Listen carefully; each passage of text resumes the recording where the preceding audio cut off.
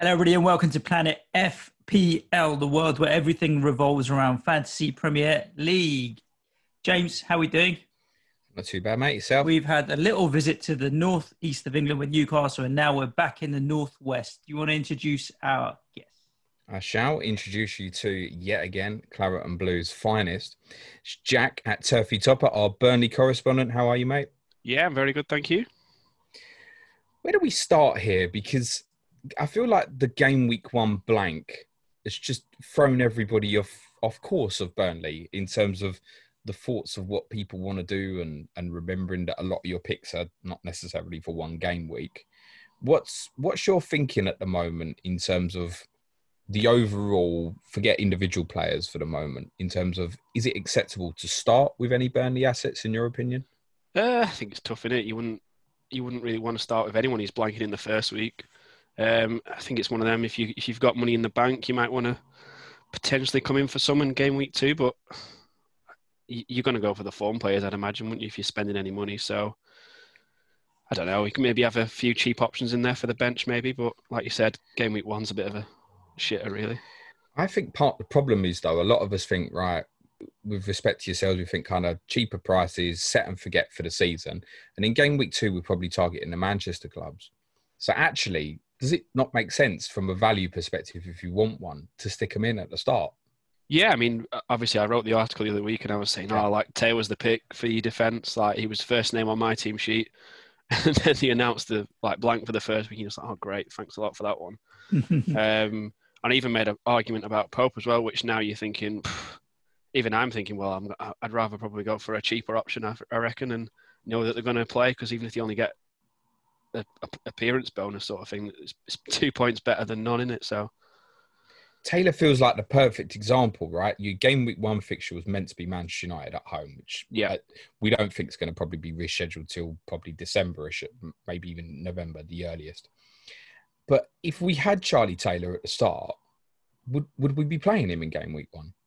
I don't see why not, because that's what I made my argument about with Pope is we do face a lot of shots off the bigger clubs, obviously, but we pick some random performances out of the bag just against the bigger clubs. So it's one of them. If you're playing bingo about who you're transferring in and transferring out, like, even I wouldn't want to do it with the Burnley players, because you think, oh, great. Like, we took points off Liverpool last year. I think we took points off everyone in the top 10 apart from Chelsea and Wolves. No, we did Wolves. It was just one other club that we didn't. But we took points off Arsenal, Spurs. Like, it was just unbelievable, really. Yeah, that's fair. The argument for Pope, though, is very different to the argument for Taylor in terms of the saves he's going to make. I would probably look at that, from my opinion, going 4.5 million defender, opening day, playing Manchester United. Do I want to start him? Probably not would have been my decision on my starting squad.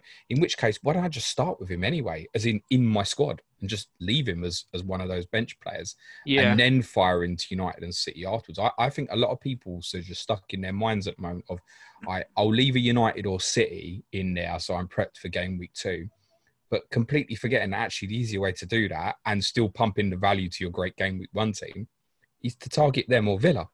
Yeah. I think especially when, even I was guilty of it last year for neglecting our defenders.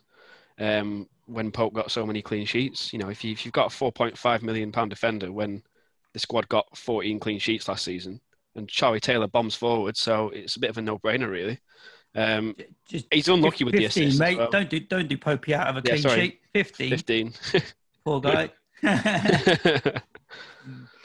I'm sure one of them was fortunate somewhere. He dropped something and saved something on the rebound. Oh, yeah, Watford, Crystal Palace. I can think of a few. I'm not whinging because I owned him, by the way. It's funny, there's when you look at the points, if you look at it, because I was thinking, looking at Pope and Tarkowski, because they're the same price, right? But they both were involved in those 15 clean sheets, and they picked up the points for that. Yeah, and Tarkowski had a goal and a couple of assists. He's still 30 points, 27 points behind Nick Pope, even though he's got that because of the bonus points and the penalty save and what have you. Charlie Taylor, funnily, was picked up 10 clean sheets, which is decent, is 2/3 of the clean sheets. But he's only on 84 points. Had he kept all the other clean sheets as well, he'd be up there with Tarkowski's numbers, I think. Yeah. I think it was because I'd wrote at the start of last season saying about, you get Charlie Taylor in your team. And then about a week prior to the season, he just had a little niggle. And Peter started. And returned. Yeah, in return. Charlie. But it wasn't sustainable. They were just fluky assists. But I think he had another one a couple of weeks later, and everyone sort of jumped on the Peters bandwagon. So I think you're right in saying if you are jumping on a player and even leaving him in from game week 1, defender-wise, it's got to be Taylor, you'd have thought. Okay, we'll come back onto Pope. Just to highlight Tarkowski and Pope there, so just looking at the numbers during restart, both scored 42 FPL points during Burnley's 10 fixtures during the restart period. 42 points, 5.5 million, 10 games, 4.2 a game. That's good, by the way, absolutely fine. Tarkowski's matching Pope here because he's got a goal and an assist in that period. So you're almost asking yourself, can James Tarkowski get me 8 attacking returns to get near to matching Nick Pope? Well, how many points do you lose for a red card? Is it 3 or 4?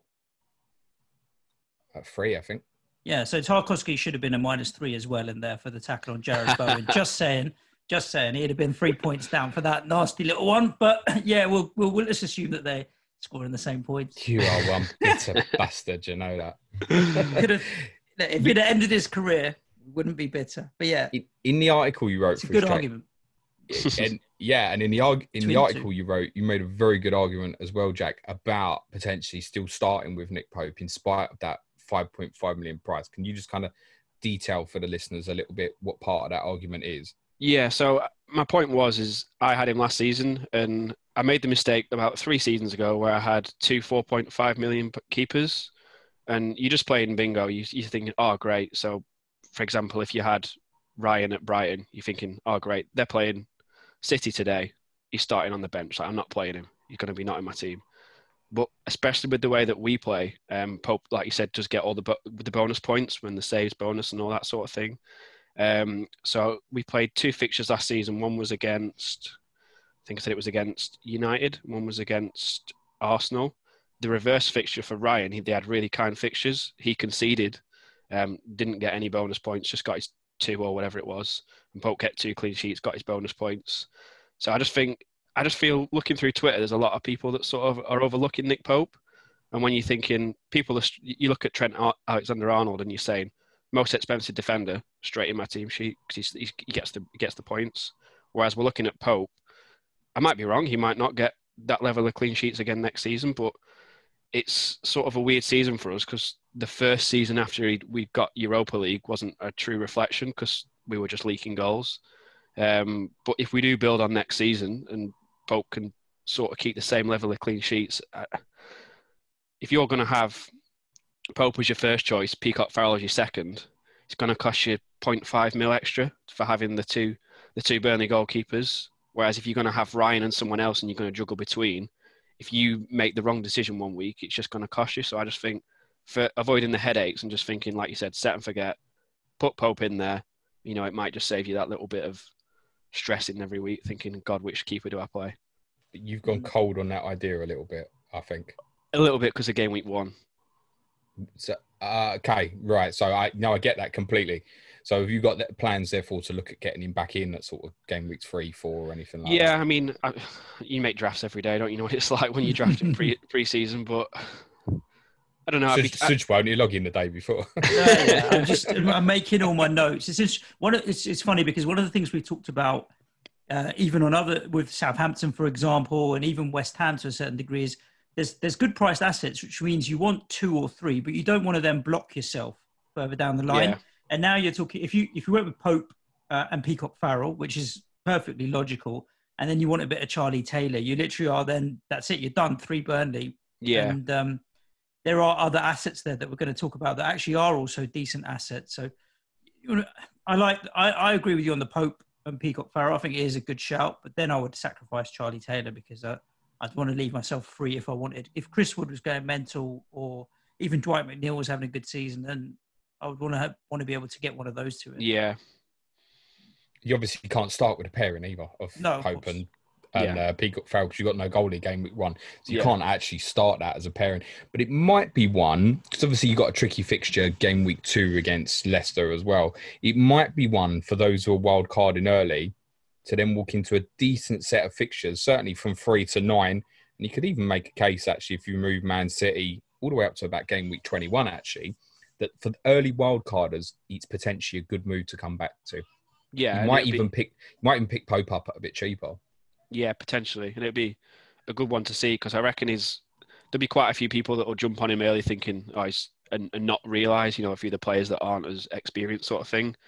So if people then start thinking, he didn't play game week 1, for example, if we concede like hell to Leicester, people will just sub him out and think that's it. So like you said, if his value goes down, it'll be, for me, a no-brainer, especially if I don't put him in.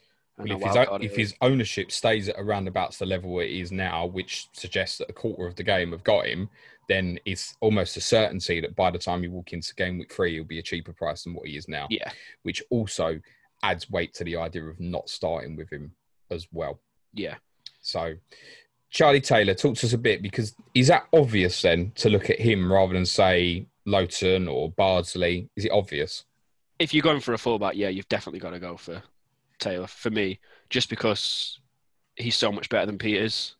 On his day, Lowton starts, but he likes to rotate between Bardsley because Bardsley just offers a little bit more physical aggression, presence, and but to be fair though, we've since the restart, set pieces were phenomenal, and I think I actually pointed it out in the Clash of the Correspondents beforehand, and I was like, when we played Palace, we just looked so dangerous since the restart. So if Dyche continues on something like that, Tarkowski's always looked a threat, but he'd be one of those where you could have him in all season, and he only got the 1 goal sort of late on last season, but probably deserved a lot more. But it'd be like a Doucouré sort of player. If you put him in from the start, he could probably score 3 game weeks on the trot and then never get one again.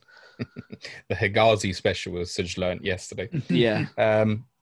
Ben Mee sits obviously in the middle at 5. Is that because he's definitely going to underperform Tarkowski? He might overperform Taylor. Is it just to forget, basically? Is it? Yeah, I don't see the logic in that one. I think Tarkowski probably would get you the more points. If you're going for the 2 centre-halves, you'd lean towards Tarkowski, but I don't know. I don't really see the logic in that, unless they just see it as they play every game pretty much, whereas Taylor missed a few because of Peters being in last season. I don't really understand that, to be honest.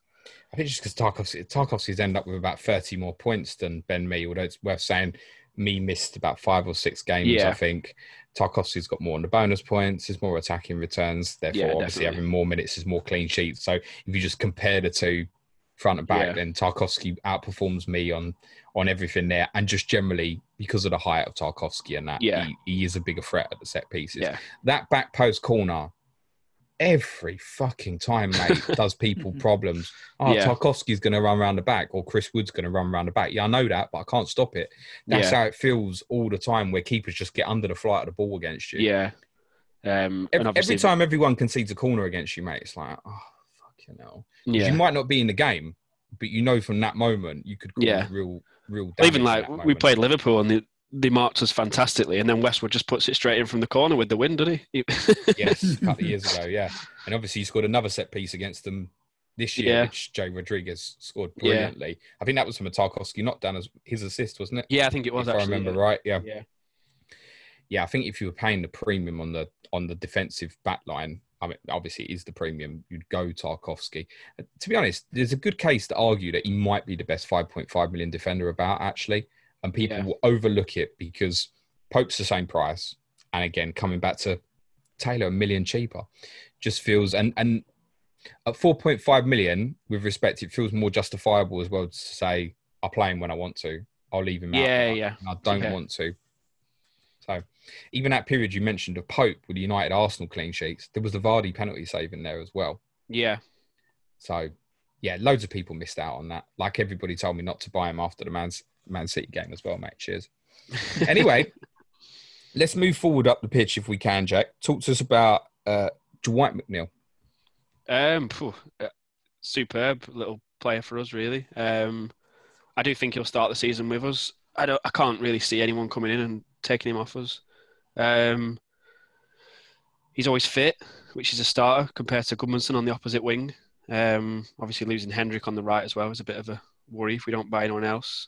But yeah, he's nailed on starter. Any sort of attacking returns for that midfield should come through him. Got a wand of a left foot, especially with having two big forwards up there. You know, if it's either Wood or Barnes or Wood or Rodriguez, you know, McNeil's putting them in there. And again, really, I was looking through, and for the games I've watched, I was looking at them thinking, how's McNeil not got more assists? How's Taylor not got any more? So I think it should come really next season. And I think I was speaking to someone else on Twitter, and they was a little bit sort of overlooking McNeil. But I'm saying, you know, he's come on again now, another season. He's played every game. You're sort of looking and thinking he's putting himself in the shot window this season. He's going to probably want to make a move or push himself for a move next season or the season afterwards. So, yeah, I think he's, like you said, he's one to watch out for, and definitely for an early wild card. If he's had a good opening couple of fixtures, then he might be one to slip in there, sort of thing. Yeah, he wouldn't be one to start with, I don't think. I think people also be put off by the numbers in the restart, just one attacking return, the assist. Yeah. There was the miss in Sheffield United game. Yeah. When he missed when Henderson punched out the rebound, he's got to score. That's the next step for him now, where he's got to be scoring more goals, because essentially he's played nearly every minute for you last year. Yeah. The 7 assists is great. The 2 goals is not. Yeah, because he does stay out wide. He doesn't really be allowed to drift in. We did sort of see a couple of games where we were short on strikers, where he played him in the middle and behind the strikers a bit. But he's not strong enough, I don't think, to play centre mid. So Dyche would usually start with 2 strikers and play him out wide. Looking at it, 123 points, right? £6 million, 123 points. The only person in midfield at that price or lower who got more points was Lundstrom, and we know that he was obviously a defender last year and had all sorts of extra clean sheet points and stuff. The likes of Trossard, Ward-Prowse, etc. He scored more points than all of them, and we're saying here that he's got another 15 to 20 points in him in a season if he scored another 3 or 4 goals. Pushes him up to 140 points. That's all right for 6 million, I think. Anything north of 140 points for 6 million, I'll take that all day long. Yeah. And that's only three more goals over the season, and he's there. It's not bad. He outscored, obviously, Zaha as well. I put in my article from last year. So I think a lot of people would jump in on players like Zaha, and I don't think he was far behind Traore as well from Wolves. And a lot of people have got in him in the early draft sort of thing. So, yeah. Does take some corners as well. So obviously, like we said, if there is a threat direct from a corner, chances of an assist there. But I think he'll improve on his numbers from last year, definitely. So I think it's just a case of form with us, because it just depends how we start the season as to whether you're going to want to. It's a good point that you make on the corners, because Burnley will always take in swinging corners. So it's variably from the left-hand flank, you get the right footers. Normally Ashley Westwood will take them, and from the right, it's normally McNeil. Would that be right? Or would Charlie Taylor or Peters take any if they would play? McNeil. Always McNeil. Yeah. Or Westwood would take both rather than having Taylor. I can't think I've ever seen you take an outswinging corner in my life, mate, to be honest. Probably going back to, who was your manager in 2010? Brian Laws, was it? Brian Laws. Stan Ternent. Stan Ternent. Yeah, I'm sure Stan Ternent took in swinging corners, to be fair, I bet. Do you think McNeil, if he played on the right, would get more goals? I'm not sure, to be honest. We saw him switch a little bit from the restart, only because Peters was playing there, and he then pushed Peters to left wing, started playing McNeil on the right flank. I don't really think it matters, to be honest. He looks to beat a man, but I think with how high up we play our strikers, McNeil doesn't really find himself like the furthest man forward. He's always just going to look to make that pass. And to be honest, some of his longer range shots aren't great. He's better at sort of putting a cross in. But like you said, if he works on that and you see a couple of attacking returns, it'd be one to jump on, I think. With Burnley midfielders, a key point to remember is, and I hope you don't mind me saying this, Jack, but you'll go direct a bit more, and we don't necessarily mean hoofing it up front, but little things like from the goalkeeper, you'll take goal kicks up to the forward and stuff like that. The midfield 4, and it is nearly always a 4 with Burnley, will start a little bit deeper than general midfield 4s, because they want to pick up the second ball if the front 2 don't win the header. essentially. Yep. And it's small things like that just mean that they start in a slightly deeper position. One of the things that stunned me when we played you in December, Jack, at our place, and you got done over by that a couple of times early in the game, and it felt like off the back of that, Dyche went, ain't doing that anymore. My back four is going to go a couple of yards deeper again. We don't allow that space anymore between back four and midfield four, and then you become a lot more resolute from there. I mean, most people won't remember Tottenham beat Burnley 5-0 last year. That feels Mourinho Tottenham, by the way, feels unfathomable when you think about it on reflection. But then people also forget the return fixture at Turf Moor, where you should have been 5-0 up at half time. Yeah, you absolutely battered us, mate. So you're another teammate. I don't really want to play you. I think most people feel like that. I know the front two can do damage. You think Rodriguez is a good competitor here for Wood, potentially, for FPL. Is that fair? Yeah, I'd say so. He was fantastic again from the restart. Had to bide his chance early season, because Barnes obviously started for us until he picked up his injury. 11 goals from to say he's not started most games. Well, didn't start the first half of the season. Pretty good, really. Definitely one to look out for, because I think we're all saying Wood, and I think a lot of people have sort of from the outside looking in are thinking that Barnes is going to get the start. But I can just see an argument if Rodriguez finished the season. It's not like Dyche to chop and change the squad. I think he's on the team sheet first game week, to be honest. Well, obviously second game week with the United game. Are they first choice now, Wood and Rodriguez? Are they ahead of Barnes, do you think? I would say so. I'd wait and see some of the, a little bit more sort of last pre-season game when he's playing his chosen squad. But I'm just wondering what Hindu Monkey's going to tweet during the season now, mate, if he can't tweet about his Barnes train pre-season. But it's interesting. Just 14 goals is solid. 2,400 minutes, 14 goals.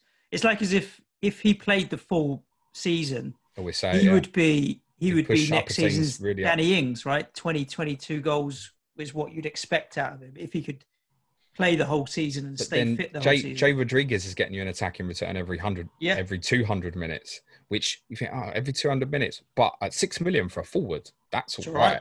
Exactly. I think the thing that puts everyone off is you look at Jimenez at Wolves and it's just Jimenez as a striker. Whereas for us, I'm the same. We've said it year on year out. If you put Wood in, Barnes scores, or if you put Rodriguez in, Wood scores. You just can't. You just playing bingo between the two. So it's just. But it depends. I'll be honest with you. I prefer Chris Wood. When that game I mentioned, the post lockdown that we played, you guys, you beat us 1-0.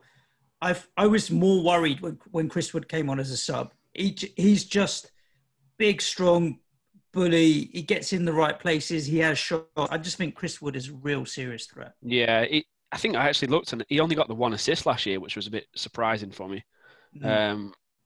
I'd imagine he'd improve on that as well. So his numbers would have been a lot higher if it had been 14 goals and a couple more assists, which, for how high up obviously the pitch he plays and with a guy alongside him, he should improve on that as well, you would have thought.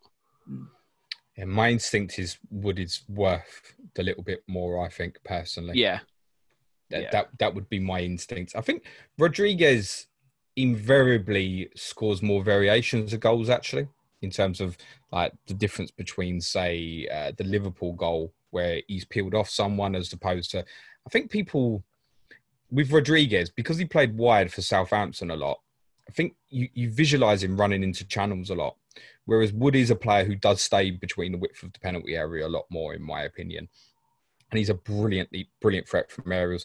I assume, although you never seem to get many, Wood would be on penalties as well, following the penalty against Wolves. Yeah, we really don't get many, but the last season we did get quite a few was when we came up from Championship, and we used to sort of switch. It was whoever sort of won the penalty took it. I'm not really sure as to what it is now, but it probably would be between Wood, Rodriguez, or Barnes, or could be McNeil. Any of them. Yeah, I would imagine it would be usually who wins it. So, like you said, Wood is usually the highest player forward. The only thing is Wood doesn't get many decisions because he's a big lad, and it's just the way it works sometimes. But with VAR, you'd like to think that they get everything right, wouldn't you? But we all know how that works. Hold on a second here, Jack. Hold on a second. I'm thinking about that last-minute penalty against Wolves, and I'm thinking, debatable. I didn't have too much of a problem with that. The penalty you got against Bournemouth, when Bournemouth went down the other end of the pitch and scored. Yeah. You know that was fucking dodge, mate. Yeah, that was rough. But to be fair, though, we got done by a penalty at Wolves last minute as well, earlier on in the season. So that was just a little bit of payback for that one. I think that's what we're saying about Everybody VAR. says the same thing with VAR. Yeah, it's all the same. I'm not having anyone complain about penalties with Burnley when we've gone so... I think it was the fourth highest games without us getting a penalty in, like, the history of football or something stupid like that. That's because your players are worried about getting the curly finger from the manager, mate, and they won't go down easily. If they, you started getting a few divers. Yeah. Who was that went down and got the Norwich player sent off? Was it Westwood? Yeah, that was the clump on the back of the head. Yeah. Did he get the curly finger, mate? I don't know. Whoa. Let's pause here. I'm about to ask you a question, Jack.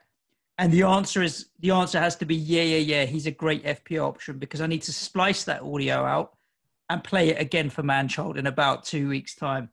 Ashley Westwood, is he a good FPL pick? Oh, amazing. First name on the team sheet, mate. Yeah, good. Jesus, if someone just walked into that bit of YouTube, you might need to explain that bit.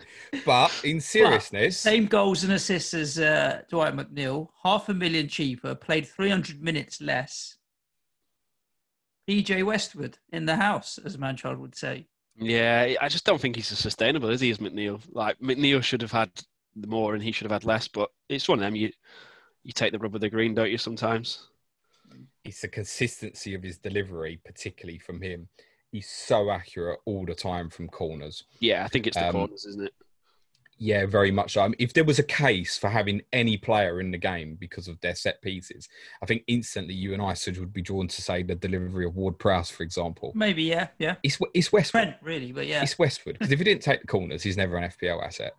If you stuck him in and then game week 1, all of a sudden, McNeil was taking the corners from either side, you take him out straight away to waste the time. He will get the odd goal from midfield, don't get me wrong. But is it fair? He's at a valuation where I like, and there's 2 other players I'm really considering at the moment in St. Maximin and Armstrong at Southampton. Could you put Westwood alongside them because of the consistency of his returns? I mean, he's got more returns than St. Maximin last season, for example. Yeah, I mean, obviously he's not a flair player like Maximin, and I think a lot of people would avoid him because of that sort of thing.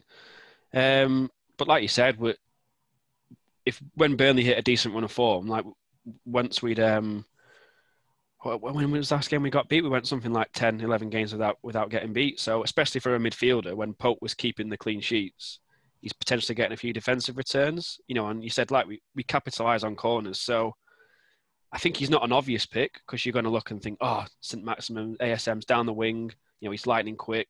He gets the ball in. But then sometimes you watch him and you think, yeah, he can beat 3 men, but his final ball's not great. Whereas, like you said, Westwood is a lot more clinical. He's put it in from a corner before. His set pieces are great. There's always a chance of if we do play it direct, and like you said, even if we play it long, it comes back. If Westwood's high at the pitch and just plays one through, you fancy Wood to sort of convert it. So yeah, for his price, I think he's not an obvious pick, but I think he probably is a little bit overlooked. So do you know how football fans have short memories? Yep. He couldn't remember the last time they lost. They lost in fucking game week 38. Yeah, I know, but I mean before we had I obviously remember the last one. I'm well aware with my triple Burnley defence that you lost in game week 38. By the way, thank you very much. I didn't want to mention it, but when we were talking about defenders at the start of the show, I was thinking, James is he not torturing himself? I tripled him as well in game week 38, by the way. Triple defence, did you? Yeah, for Burnley, yeah. Wow. It didn't really matter for me though, does it? Because no, with them, with Burnley's, but you don't feel like it's certain other ones you do that thing and you think, I'm never doing that again. And don't get me wrong. Like Brighton that year. Exactly. For that one with Duffy and all that made you think, I'm never having one of them again, basically, until they keep putting Matt Ryan at 4.5 million. But it doesn't put me off to think, right, I definitely want a bit of them defensively again. No doubt about it. It's the trust that you can have in them. Yeah. It's the knowing they don't get battered in many games other than if it's Manchester City, basically. And they are capable, as Jack's already said, Arsenal at home, Manchester United away, some fixtures you wouldn't have expected last year, with suddenly those clean sheets return. So they're consistent and reliable. I think Taylor, particularly defensively, I think is the standout option. And I would favour Chris Wood up front to pay the extra over Rodriguez. Just a little bit of a higher scene. I think if you could get 38 games out of Wood, he genuinely could be this year's Danny Ings, I think. Yeah, I think especially if people are looking into midfield. I've seen some drafts that are having people just play one striker, two strikers, and going big in midfield. He sort of gives you that option to keep a decent striker up there, but not at the cost of some of the others, sort of thing. Have you got any fear on the size of the squad? A little bit. 6 midfielders listed. Yeah. Again, I'd be one of them, Goodmanson, won't turn up for after season, will he? Brownell's been good since he came back in. Cork's had a little minor surgery, so he should be back for the start of next season. This season? Hopefully. Yeah, this season. We've been quite lucky, to be honest, with some of our injuries. Aside from, your likes of Goodmanson and Wood getting the odd niggle, but yeah, I do think we need to invest in some, especially after losing Hendrick, who was available for 38 games a season and sort of kept us ticking over in centre mid, right mid, wherever he needed to play. He played behind the striker for a couple of games. So that was disappointing to see him go. But Brownhill looks quite good. I think he might potentially keep Cork out of the side for a little while. But I'd say on Dyche's shopping list, it's got to be a right midfielder, centre midfielder, and possibly a right back. From a Burnley fan perspective, the size of the squad would be a concern. Yeah. Because looking at it on the restart period, he clearly did not really want to be putting his kids in the team. It was a great experience for him to be sitting there on the bench, but putting them on the pitch seemed like the last resort. So should you get a spate of injuries, and I think actually particularly defensively would be particularly damaging for you, although that's where there's a little bit of depth with Long and Peters and Barnsley, Lowton. I think that would particularly hit you. I wasn't going to go there, to be honest, Jack. I wasn't going to go there. He's still in his Borough pyjamas, isn't he? Yeah. I think you would particularly suffer. And again, like you went through that period where it felt like Vigil was playing up front his own. Last time we spoke, you were quite high on him. We've not spoke about him at all. So has he just fallen to fourth choice again? No, it's a tough one. He was sort of the one alongside Rodriguez for me, whereas Rodriguez was more the obvious pick. His returns weren't too bad, but that was when we only had the two.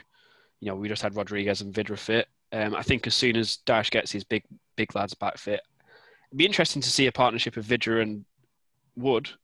I think they might work quite well together, but I think from Rodriguez's numbers, it's going to be Rodriguez who gets the nod. And if it's not, I think he can't really look past the experience of Barnes. So I think he is fourth choice, but I think it gives us a little bit more food for thought, and he might come off the bench a little bit more and get a little bit more involvement. So we'll see on that one. Yeah, it's the depth further back that would worry me more for you. Yeah, and we always do our business late, so I wouldn't be surprised if we buy a couple of players later on. But with the Gibson thing, I would have liked us to have got that sorted out. If we could have just shipped him out and got someone in, even if it's just like a swap deal. But yeah, we like you said, we got 38 games out of Tarkowski and Pope last season. We've got replacement for Pope, albeit we don't know how good he is yet. But if you're getting an injury to Tarkowski or me, Kevin Long isn't really good enough. Fullbacks were sort of all right, but that's why we always dump out the cup in the first round, because we've not got a big enough squad. I know what you mean, Matt. But yeah, definitely need 3 or 4 signings, even if they're just squad players. Good news for FPL managers, though, is that lack of depth is good for FPL managers. We always say this with your club more than any others, Jack. If you win a game of football and the 11's fit the next game, they'll play again. Yeah, definitely. He won't. If it's Vidra and Barnes have had a good run together and you've won 3 games in a row, and Wood and Rodriguez get fit, them two will stay together up front. Yeah, if Sean Dyche was manager of Man City, we'd all be laughing. We'd have the same players in our team week in, week out, wouldn't we? Now, you imagine Dyche and Messi. There's a fault for you. Come here. Yeah. Where do you want to finish? The reason why we signed Barton was because he went round to Dyche's house and he made an omelette. I'm sure he can crack out a little paella for Messi. To be honest, if that's all it fucking takes, I'll go round there and take him a fry up myself, mate, and get a cheap little 20 grand a week for doing not too much. You had a question, Suj. I did. Where do you want to finish in the table? What's a good season for Burnley this year? Europe again.